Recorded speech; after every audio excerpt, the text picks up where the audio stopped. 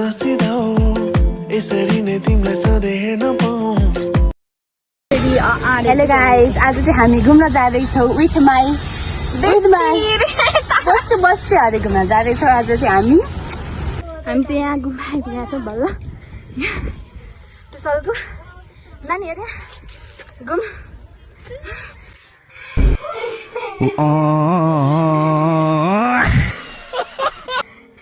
घुम्चेलु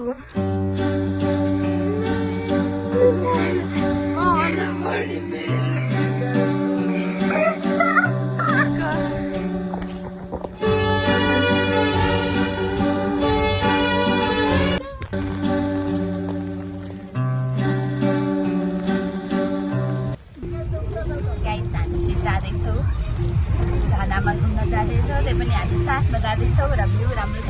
यो गाडी चाहिँ हाम्रो दादाको सबै खाली नै छ।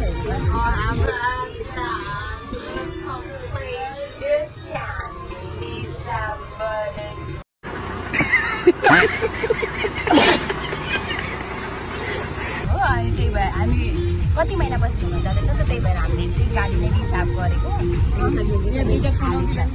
सबै खाली हाम्रो गाडी हो। हाम्रो दादाहरू अगाडि हिँड्छ।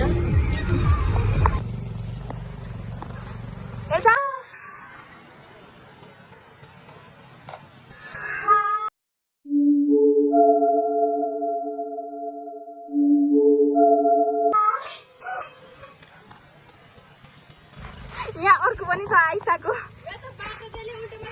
अघिदेखि बाटोमा त उल्टो देखाएर चाहिँ मलाई दिनु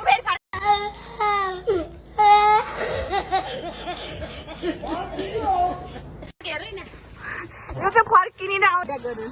यसरी हिँड्नु पर्दो रहेछ नि गाई। तामुङ टाढा हिँड्दैछु केटी यसरी मकै झाङमा। यहाँ मकैबारीमा नाच्न मकैबारीमा नाच्न लागिरहेको छ। खोला यस्तो छ। यहाँ एउटा चाहिँ मकै चुन लगाइरहेको है। हेर्ने गाई चाहिँ यो मकै चोर हो। यहाँ 1 नम्बरको कसैको मकै हरायो भने यसलाई सम्पर्क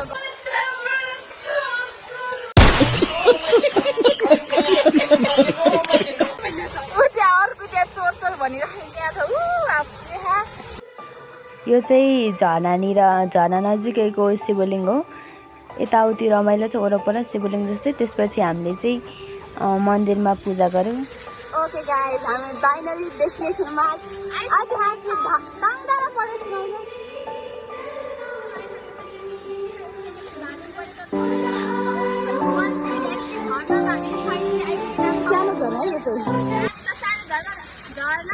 झरना देखेको झन् कस्तो हुन्छ भ्यू हेर्नु गाइस।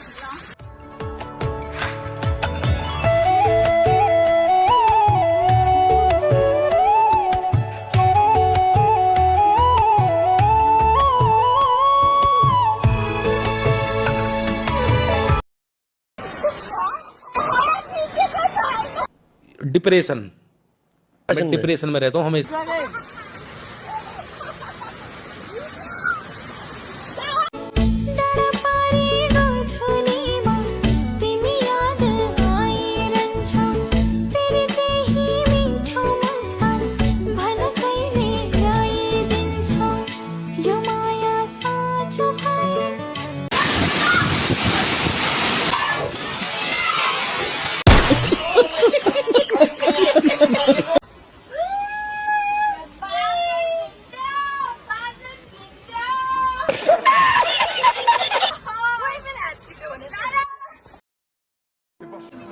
यो चाहिँ झरना नजिकै बाटो देखिने गाउँ जस्तै सहर जस्तै छ भनेको यस्तो दामी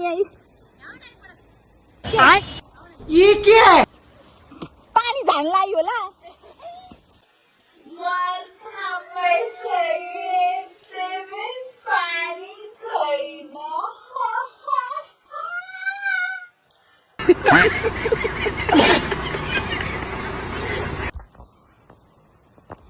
यहाँबाट पानी झल्ला दिएले चाहिँ झरेन। हामी चाहिँ यहाँ तल आइरहेको छौँ। यहाँ पछाडि चाहिँ मेरो मोबाइलबाट गीत सुन्दै यहाँ घाँस काटिरहेको छ। यहाँ घाँस गाउँले मान्छे घाँस काटिरहेको छ। यहाँनिर घाँस खाने